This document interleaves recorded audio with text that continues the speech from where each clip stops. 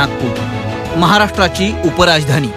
राष्ट्रीय स्वयंसेवक संघाचं रेशीमबाग मुख्यालय इथंच आहे, ज्या ठिकाणी डॉक्टर बाबासाहेब आंबेडकरांनी 14 ऑक्टोबर 1956 साली बौद्ध धर्माची दीक्षा घेतली. ती दीक्षाभूमी देखील नागपूरचीच. केंद्रीय मंत्री नितीन गडकरी, उपमुख्यमंत्री देवेंद्र फडणवीस आणि भाजप प्रदेशाध्यक्ष चंद्रशेखर बावनकुळेंचं होम पिच. त्यामुळं IIT, IIM, एम्स, कायदा विद्यापीठ, सिम्बॉयसिस, मिहान प्रकल्प, उड्डाणपूल, मेट्रो रेल, रस्त्यांचं जाळं अशी विकासाची गंगा नागपुरात पोहोचली आहे. मात्र तरीही अनेक प्रश्न कायम आहेत. नागपुरात पायाभूत सुविधा प्रकल्प मोठ्या प्रमाणात राबवले तरी अनेक प्रकल्पांच्या कामात सुसूत्रता नसल्यानं नागपूरकर त्रासलेले आहेत. सीमावर्ती भागात पाण्याची समस्या कायम आहे. नाग नदीनं दिलेला महापुराचा तडाखा अजूनही नागपूरकरांच्या स्मरणात आहे. नाग नदी सौंदर्यीकरण कधी होणार असा सवालही ते करतायत. बड्या कंपन्या, उद्योग समूहांचा अजूनही अभाव आहे. त्यामुळे पाहिजे तेवढी रोजगार निर्मिती झालेली नाही. खरं तर नागपूर मतदारसंघ हा काँग्रेसचा परंपरागत बालेकिल्ला. 1958 पासून लागोपाठ 4 वेळा काँग्रेसचे विलास मुत्तेमवार नागपुरात खासदार म्हणून विजयी झाले.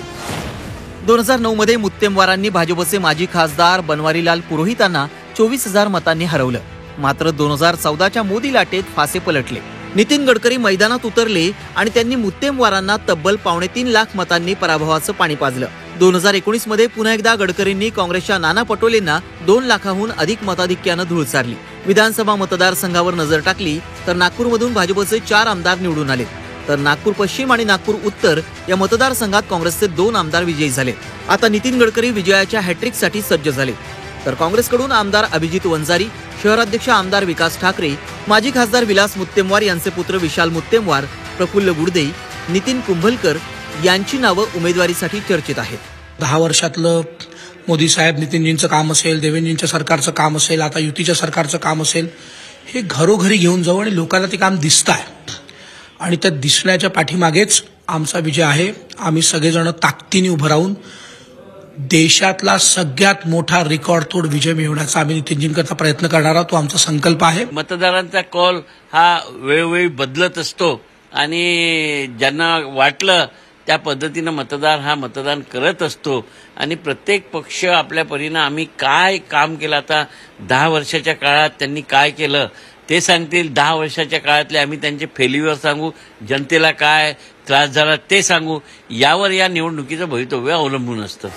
नागपुरात आंबेडकरी विचारांच्या मतदारांची संख्या मोठी आहे. मात्र त्यांची मतं बसपा आणि इतर पक्षांमध्ये विभागली जातात. कुणबी समाज मोठ्या संख्येने, त्यामुळे मराठा विरुद्ध ओबीसी वादाचा थोडाफार परिणाम इथं पाहायला मिळू शकतो. त्याशिवाय तेली, ओबीसी आणि अनुसूचित जातीच्या मतदारांची संख्याही लक्षणीय आहे. नागपुरात भाजप आणि काँग्रेस अशीच थेट दुरंगी लढत रंगते.